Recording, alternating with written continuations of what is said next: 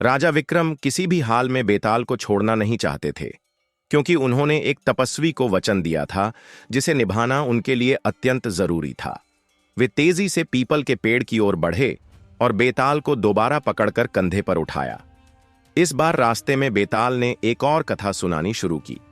यह कहानी एक नगर की है जो यमुना नदी के तट पर बसा था और जिसका नाम था धर्मस्थान। उस नगर में एक प्रतिष्ठित गायक निवास करता था। उसकी एक पुत्री थी मालती, जो असाधारण सुंदरता की धनी थी। जब वह विवाह योग्य हुई तो उसके माता पिता और भाई को उसके भविष्य की चिंता सताने लगी। संयोगवश एक दिन ऐसा हुआ कि घर में केवल लड़की की मां थी। उसके पिता किसी विवाह समारोह में और भाई पढ़ाई के लिए बाहर गया हुआ था। तभी एक ब्राह्मण युवक उनके घर आया। लड़की की मां ने जब उसके रूप और स्वभाव को देखा तो उसे अपने मन का वर मानकर उससे अपनी बेटी के विवाह का प्रस्ताव रख दिया। उसी समय लड़की के पिता को एक और युवक पसंद आ गया और उन्होंने भी उसे विवाह का वचन दे दिया। वहीं लड़की का भाई भी एक अन्य युवक को यह वचन देकर लौटा कि वह अपनी बहन का विवाह उससे करेगा। कुछ ही समय में ये तीनों युवक एक साथ उनके घर पहुंचे। जब परिवार इकट्ठा हुआ तो देखा कि अब तीनों को वचन दिया जा चुका है। सब लोग चिंता में पड़ गए कि अब क्या किया जाए। इसी सोच में डूबे हुए थे कि अचानक रात को एक सांप घर में घुस आया और मालती को डंस लिया। तमाम प्रयासों और औषधियों के बावजूद वह बच न सकी और उसकी मृत्यु हो गई। परिवार व तीनों युवक शोकग्रस्त हो गए और उसका अंतिम संस्कार कर दिया। तीनों युवकों ने अलग अलग तरीकों से अपने प्रेम और दुख को प्रकट किया। एक ने उसकी अस्थियां एकत्र कर लीं और सन्यासी बन जंगल चला गया। दूसरे ने उसकी राख को एक पोटली में बांध लिया और श्मशान के पास एक कुटिया बनाकर वहीं रहने लगा। तीसरा युवक योग की राह पकड़कर देश देश घूमने लगा। घूमता हुआ एक नगर पहुंचा। वहां एक ब्राह्मण के घर भोजन के लिए गया।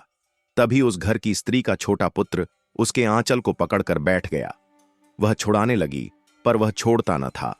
गुस्से में आकर उसने उसे जलते चूल्हे में फेंक दिया और वह लड़का वहीं जलकर भस्म हो गया। भय और क्रोध से वह ब्राह्मण युवक भोजन अधूरा छोड़कर उठ गया और कहने लगा कि वह ऐसी स्त्री के हाथ का अन्न नहीं खा सकता।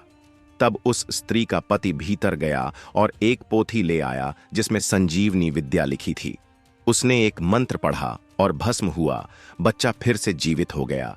यह देखकर ब्राह्मण युवक चकित रह गया। उसने सोचा, यदि यह ग्रंथ उसके पास आ जाए तो वह भी अपनी प्रेयसी को पुनर्जीवित कर सकता है। रात होते ही वह पोथी चुराकर वहां से निकल पड़ा और उस स्थान पर पहुंचा जहां लड़की का दाह संस्कार हुआ था। वहां पहले से दोनों युवक मौजूद थे। जैसे ही उसने उन्हें बताया कि उसके पास संजीवनी मंत्र है, दोनों ने राख और अस्थियां प्रस्तुत कर दीं।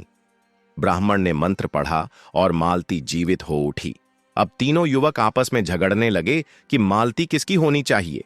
इतना कहकर बेताल ने पूछा, हे राजन, बताओ वह युवती किसकी पत्नी मानी जानी चाहिए। राजा विक्रमादित्य ने उत्तर दिया, वह उसी की होनी चाहिए जिसने उसकी राख अपने पास रखकर उसके पास रहने का निश्चय किया।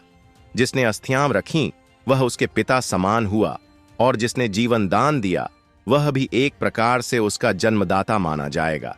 केवल वही जिसने उसे अपनी स्मृति में जीवित रखा और उसके पास ठहरा रहा, वही उसका सच्चा वर है। राजा का उत्तर सुनते ही बेताल फिर से हंसा और उड़कर पेड़ पर जा लटका।